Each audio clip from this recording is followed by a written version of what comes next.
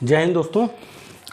हम लोग एक लैटिन मैक्सिम है, equity will not suffer a wrong to be without a remedy. इसका मतलब ये होता है कि साम्य किसी भी रॉन्ग को या कह लें अपकृत्य को या किसी अधिकार के उल्लंघन को बिना उपचार के रहने नहीं देगी। ठीक है क्या है ये कि हमने देखा था पहले लेक्चर में हमने, जिसमें आपको कॉमन लॉ और इक्विटी से रिलेटेड बातें बताई थी, कैसे दोनों चीज़ें आई और कैसे इक्विटी लॉ का इस्टेब्लिशमेंट हुआ, कैसे चांसलरी के कोड अस्तित्व में आए। तो उसमें क्या था कि एक तरह से दो पैरेलल व्यवस्थाएं चल रही थी, एक कॉमन लॉ की चल रही थी और इक्विटी लॉ की चल रही थी। इक्विटी कोर्ट में या चांसलर की कोर्ट में कोई व्यक्ति तभी जाता था जब उसको कॉमन लॉ में उपचार नहीं मिलता था। कॉमन लॉ में क्या था? कॉमन लॉ बेसिकली था ये कि जो उनके यहाँ की रूढ़ी और प्रथाएं थी और जिनको जुडिशियल न्यायिक रूप से जिनको मान्यता दे दी गई थी और न्यायिक निर्णयों के रूप में स्थापित हो चुकी थी, वो कॉमन लॉ थी।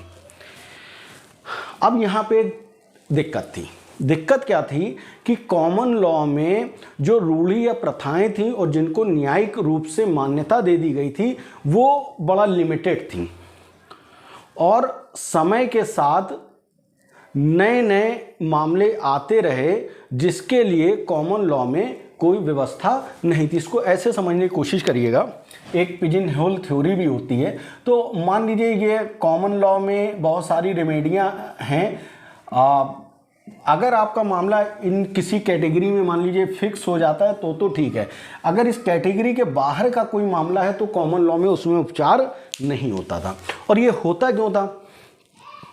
दो तीन वजहें थी इसकी बेसिकली। एक तो कॉमन लॉ का स्कोप जो है बड़ा लिमिटेड रखा गया था, इसके एक्सपांड करने की उस वक्त के हिसाब से कम क्षमता थी। दूसरी चीज़ ये थी कि अगर कोई बात टेक्निकलिटी की वजह से भी यहाँ पे फिट नहीं हो पा रही थी तो भी उसमें कोई रेमेडी या उपचार नहीं मिल पाता था। और इन दिक्कतों की वजह से इक्विटी लॉ का जन्म हुआ या चांसलरी कोर्ट का जन्म हुआ। जिन लोगों को यहाँ पे उपचार नहीं मिलता तो वो किंग राजा के पास आते थे, राजा उनको उपचार देता, तो इसके लिए इक्विटी का कॉन्सेप्ट आया था। तो ये basically equity will not suffer a wrong to be without a remedy, यानी कि जिसका एक मतलब ये है कि जो इक्विटी है, जो साम्य है, वो किसी ऐसे अधिकार के उल्लंघन को बिना उपचार या बिना न्याय के छोड़ेगी नहीं, उसको न्याय मिलके ही रहेगा अगर वो न्यायालय की कोर्ट में आएगा। और ये जो मैक्सिम है ये पूरे इक्विटी लॉ का मूल है, बेस है। ठीक है। अच्छा, अब अगर आप देखें तो इसी में एक आपने टॉर्ट लॉ में पढ़ा होगा, इबी जस इबी रिमेडियम। उबी जस इबी रिमेडियम का मतलब ये है कि जहां अधिकार है वहां उपचार है। अगर आप इसको देखेंगे तो दोनों में सिमिलरिटी दिखती है। ये भी यही बात कह रहे हैं कि जहां अधिकार है वहां उपचार है, और ये भी यही कह रहे हैं कि इक्विटी जो है किसी भी अधिकार को या किसी भी रॉन्ग को बिना उपचार के रहने, बिना रेमेडी के रहने नहीं देगी। यानी कि आपके अगर अधिकार का उल्लंघन हो रहा है तो इक्विटी उसके लिए कुछ ना कुछ करेगी। ठीक है। अच्छा, और इसका मतलब ये भी हो रहा है कि अगर कोई भी रॉन्ग है तो उसको बिना उपचार के रहने नहीं दिया जाएगा। इतनी बात अगर आपको समझ आ रही है तो फिर हम लोग आगे चीज़ें समझ लेंगे, क्योंकि हमने आपको ये बताया जो इक्विटी कोर्ट थी वो बहुत ज़्यादा नियमों कानूनों से बंधी हुई नहीं थी, बल्कि वो अंतरात्मा की आवाज़ पे, बल्कि वो जस्टिस की आवाज़ पे, बल्कि वो फेयरनेस की आवाज़ पे काम करने वाली थी और तर्क बुद्धि विवेक पे काम करने वाली थी। ठीक है। तो आपने देखा होगा इसी उबी जस इबी रिमेडियम से एक बहुत बेहतरीन केस था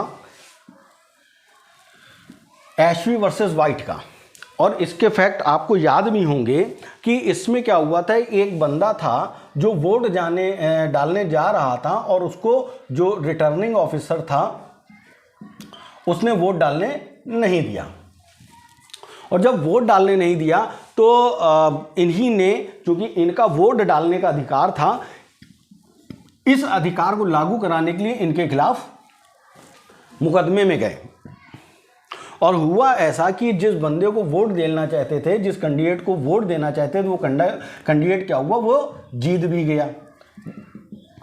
इसके बावजूद इन्हीं ने इनके खिलाफ मुकदमा दाखिल किया, और जब मुकदमा दाखिल किया तो इनकी तरफ से, रिटर्निंग ऑफिसर की तरफ से ये तर्क दिया गया कि भाई देखो, पहली चीज़ तो ये है, ये जो भी चीज़ आप दे रहे हैं ये कॉमन लॉ में मान्य नहीं है। दूसरी चीज़ ये है कि यहाँ पे जिस कैंडिडेट को आप जिताना चाहते तो वो जीत ही गया, तो आपके अधिकार का भी कोई मतलब नहीं रह गया। तो कोर्ट ने यहाँ पे ये कहा कि नहीं भाई, अगर उसका अधिकार है तो उसको रेमेडी मिलनी चाहिए, चाहे उसके लिए कुछ भी करना पड़े, क्योंकि ये जो आपकी मैक्सिम है, equity will not suffer a wrong to be without remedy, यानी कि आपके अधिकार का अगर उल्लंघन हुआ है तो इक्विटी उसके लिए न्याय दिला के रहेगी। और इनके मिस्टर एशवी के राइट का, वोट देने का जो राइट था, उसके अधिकार का उल्लंघन हो रहा है, और कहीं ना कहीं इनको अपने अधिकार को लागू कराने की जिम्मेदारी है, और ये अपना अधिकार लागू करवा सकते हैं। ठीक है, ये तो एक एग्जाम्पल वाली बात हो गई, लेकिन प्रैक्टिकल में क्या था, प्रैक्टिकल में और टेक्निकलिटी में बहुत सारी ऐसी चीज़ें थी जो कॉमन लॉ में लागू नहीं होती थी, लेकिन उनके लिए इक्विटी ने रास्ता खोला, और इसी आधार पे खोला। जैसे अभी हम लोगों ने इससे पहले वाले लेक्चर में, जिसमें ट्रस्ट के कॉन्सेप्ट के लिए है, उसमें हम लोगों ने ट्रस्ट देखा था क्या होता था। तो ट्रस्ट बेसिकली आज जो है वो तो बड़ा साउंड है, बड़ा स्पष्ट है, लेकिन उस समय क्या होता था, ट्रस्ट जैसी कोई बात नहीं थी, और ट्रस्ट का जो कॉन्सेप्ट है वो कहीं ना कहीं इक्विटी लॉ का ही दिया हुआ है। तो होता क्या था कि मान लीजिए ए बंदा है, उसने सी के लिए कुछ प्रॉपर्टी देना चाहता है, और वो कहता है इसको दे देना, ठीक है, और बीच में बी है, तो ये प्रॉपर्टी बीच वाले के पास आएगी, फिर उसके बाद सी के पास जाएगी, ऐसा है। जैसे मान लीजिए हमने उसमें बताया था कि अगर मान लीजिए सी मेरा जो वो है, बच्चा है जो अभी एक्सिस्टेंस में नहीं है, लेकिन हम ये चाहते हैं कि अपने जाने से पहले हम इसके लिए कुछ इंतजाम कर जाएं, और चूंकि ये अस्तित्व में नहीं है इसलिए हमने इसके लिए प्रोविज़न कर दिया, लेकिन डायरेक्ट प्रॉपर्टी उसको नहीं जाएगी, तो बीच में ये बी आ जाएगा। अब यहाँ पे क्या था कि ये बी जो है इस प्रॉपर्टी का रियल ऑनर बन जाता था, और ये इसके विश्वास पर इसकी मॉरल ड्यूटी थी कि वो इसको लागू कराए। लेकिन अगर ये इसको लागू नहीं कराता था तो जो कॉमन लॉ है, उस कॉमन लॉ के तहत जिसके लिए प्रॉपर्टी छोड़ी गई थी, वो लीगली इससे लागू नहीं करवा सकता था, इसको इन्फोर्स नहीं करा सकता था। अब क्या हुआ, अब हुआ ये कि ये जो सी व्यक्ति है दौड़ा दौड़ा कहाँ पे आया, ये इक्विटी कोर्ट के पास आया, चांसलर्स के पास आया, और चांसलर किस सिद्धांत पे काम करते हैं कि अगर आपका कोई अधिकार है जिसका उल्लंघन हो रहा है और वो रेमिडीड किए जाने यानी कि उपचार योग्य है, तो equity will not suffer a wrong to be without a remedy, यानी कि इक्विटी किसी ऐसे अधिकार को जिसका उल्लंघन होता है बगैर उपचार के रहने नहीं देगी, छोड़ेगी नहीं। तो आपने देखा ट्रस्ट का जो कॉन्सेप्ट था वो भी यहीं पे आया। एक प्रोविजन और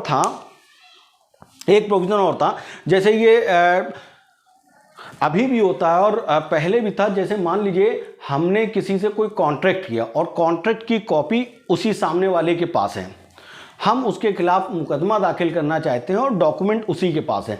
तो अब हम जब मुकदमा दाखिल करेंगे तो नियम यह है कि जो मुकदमा दाखिल करता है उसको साबित करना पड़ेगा। साबित करने के लिए डॉक्यूमेंट उसके पास हैं, हम उससे मांगेंगे वो हमको देगा नहीं। कॉमन लॉ में इस बात के लिए कि उस सामने वाले डिफेंडेंट यानी प्रतिवादी से वो डॉक्यूमेंट जिसके आधार पर हम मुकदमा ला रहे हैं न्यायालय में पेश करवा सकें, कॉमन लॉ में ऐसा कोई उपचार नहीं था। अब क्या हुआ कि ये बंदा जिसने कॉन्ट्रैक्ट किया है ये दौड़ा दौड़ा कहाँ आएगा, इक्विटी कोर्ट के पास आएगा। और इक्विटी क्या कहती है, equity will not suffer a wrong to be without a remedy, यानी कि इक्विटी किसी अधिकार को जिसका उल्लंघन हो रहा है बगैर उपचार के रहने नहीं देगी। तो ये बात भी समझ में आ गई। और इस मामले में इक्विटी कोर्ट उस सामने वाले से कहती थी कि भाई आप जो हो वो दस्तावेज अदालत में पेश करो, ठीक है। इसी तरह से और भी बहुत सारी चीज़ें हैं। इंजंक्शन भी इक्विटी कोर्ट का दिया हुआ है। ये सारी चीज़ें हैं। अच्छा, फिर एक चीज़ और है, तो क्या ये इसकी कोई लिमिटेशन है या नहीं? तो हमने देखिए लिमिटेशन भी आपको बना रखी है, पॉइंट आप नोट कर लीजिएगा तो पेपर आसान हो जाएगा। क्या है कि ब्रीच ऑफ मोरल राइट, हमने आपको बताया कि मॉरल राइट के वायलेशन के लिए कोई भी अधिकार नहीं होता, क्योंकि वो नैतिकता से जुड़ा हुआ होता है, विवेक से जुड़ा हुआ होता है, इसके लिए कोई लीगल राइट नहीं बनता। तो मॉरल राइट को लागू कराने के लिए ना तो कोई कॉमन लॉ में कोई रेमेडी होती है और ना ही इक्विटी लॉ में कोई रेमेडी है। ठीक है, तो मॉरल राइट को बेसिकली कहने की लागू नहीं करवाया जा सकता। अब दूसरी बात क्या है कि अगर जिस लॉ को, जिस बात को आप लागू करवाने के लिए इक्विटी में आ रहे हो, तो उस बात के लिए कॉमन लॉ में ना तो उसके पास क्षेत्राधिकार होना चाहिए और ना ही उसके पास कोई रेमेडी होनी चाहिए। यानी कि अगर कॉमन लॉ में उस बात के लिए, जिस बात के लिए आप इक्विटी के न्यायालय में आए हो, वहां पे पर्याप्त रेमेडी है, तो फिर आप इक्विटी लॉ उसमें आपको रेमेडी नहीं देगी। कारण क्या है? इसी के साथ अभी हम लोग जब आगे एक रेमेडी मैक्सिम पढ़ेंगे, उसका नाम है इक्विटी फॉलो द लॉ, और इस लॉ का मतलब कॉमन लॉ। तो इसका मतलब ये हो रहा है कि इक्विटी जो होती है कानून के पीछे चलती है, और इसका मतलब ये हो रहा है कि इक्विटी कॉमन लॉ के अगेंस्ट नहीं है, बल्कि इक्विटी उन मामलों में जहां पर कॉमन लॉ में कोई रेमेडी उपलब्ध नहीं है, कोई उपचार उपलब्ध नहीं है किसी भी वजह से, उस मामले में इक्विटी के न्यायालय का दरवाजा खटखटाया जाता है। लेकिन अगर कॉमन लॉ में कोई उपचार उपलब्ध है तो फिर उसके लिए आप इक्विटी के न्यायालय में नहीं आएंगे। तो इसका मतलब दूसरी लिमिटेशन ये है कि अगर कॉमन लॉ में कोई रेमेडी उपलब्ध थी उस टाइम पर, तो उसके लिए उन मामलों में इक्विटी के न्यायालय पर नहीं आते थे। ठीक है, तीसरा पॉइंट क्या है कि अगर वो जो बंदा है, अगर उसने अपने अधिकार को ही छोड़ दिया है, यानी कि उसने कह दिया हमको रेमेडी नहीं करनी है, हमको नहीं चाहिए, तो भी उस मामले में जो इक्विटी न्यायालय थे ये उसकी मदद नहीं करते। जब जाहिर सी बात है, जब आप अपनी मर्जी से वॉलेंट्री अपने राइट को ही वेव कर दिया है, अपने राइट को ही छोड़ दिया है, तो फिर उस मामले में आपको कोई रेमेडी इक्विटी न्यायालय नहीं देते थे। ये इतनी बातें समझ में आ गई। अब फिर सवाल ये कि क्या इस इक्विटी लॉ का भारत में कोई यूज़ है? हाँ, बिल्कुल यूज़ है। अब देखिए है क्या कि इक्विटी के जितने भी प्रिंसिपल थे वो सब कहीं ना कहीं कोडिफाइड हो चुके हैं और कहीं ना कहीं किसी ना किसी कानून में, किसी ना किसी धारा के अंतर्गत लिखे हुए हैं।